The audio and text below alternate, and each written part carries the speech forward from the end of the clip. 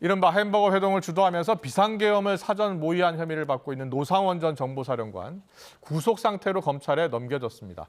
경찰 특별수사단은 또 이 회동의 참석자들을 모두 피의자로 입건했습니다. 취재기자 연결해 알아보겠습니다. 임혜진 기자.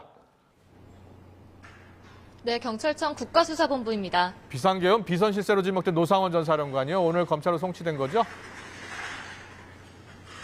네, 그렇습니다. 오늘 아침 노상원 전 정보사령관이 내란 실행과 직권남용 혐의로 검찰에 구속 송치됐습니다.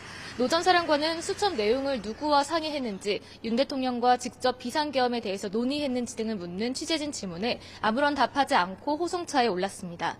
노 전 사령관은 지난 1일과 3일 두 차례에 걸쳐 경기 안산 햄버거 가게에서 비상계엄을 사전 모의한 혐의를 받고 있는데요.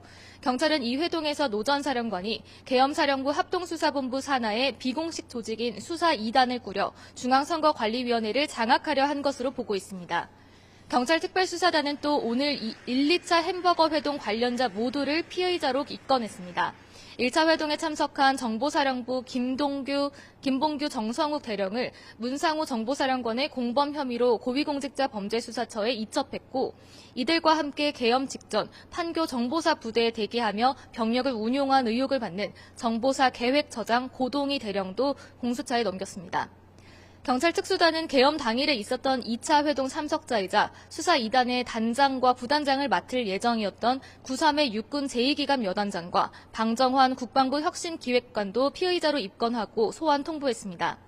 또 참고인 신분이던 방첩사령부 정성우 1처장이 경찰 출석을 거듭 거부하자 오늘 피의자로 전환하고 소환을 통보했다고 밝혔습니다.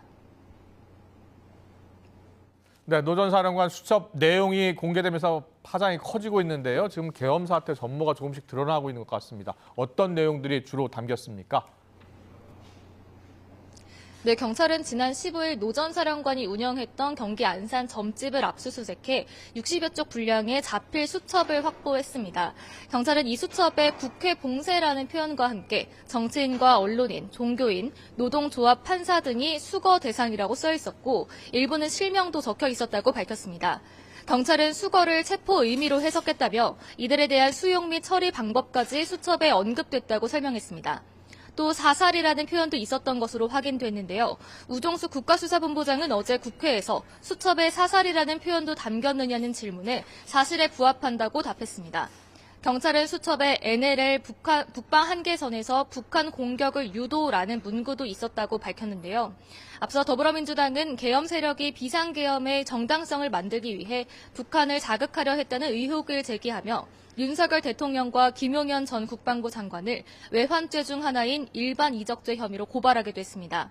이에 따라 경찰 특수단은 윤 대통령에게 기존 내란 혐의에 더해 일반 이적죄 혐의를 적용할지도 검토하고 있습니다. 앞으로 수첩에 나온 내용을 얼마나 구체적으로 논의하고 실제 계획에 반영했는지 밝히는 데 수사력을 모을 것으로 보입니다.